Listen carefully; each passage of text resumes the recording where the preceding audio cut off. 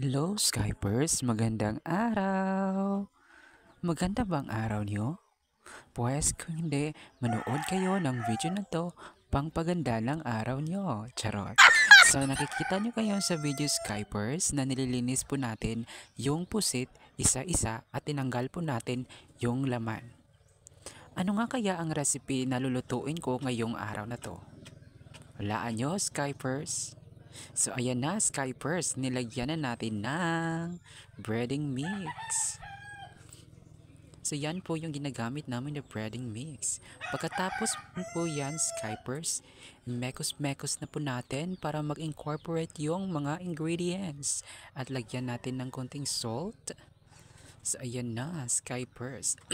Para ma-perfect blend po natin. So, reveal ko na calamaris po ito, Skypers. So, ayan na po yung finished product, Skypers. Nakakatakam, Skypers, at napakasarap talaga, Skypers. Meron po tayong other recipes, Skypers. Ito po yung adobong pusit. So, ayan, mekos-mekos natin, Skypers.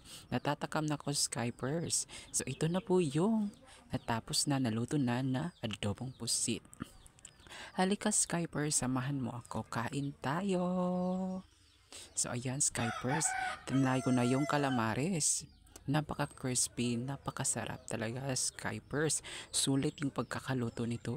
Try niyo po magluto ng calamares at home. Thank you!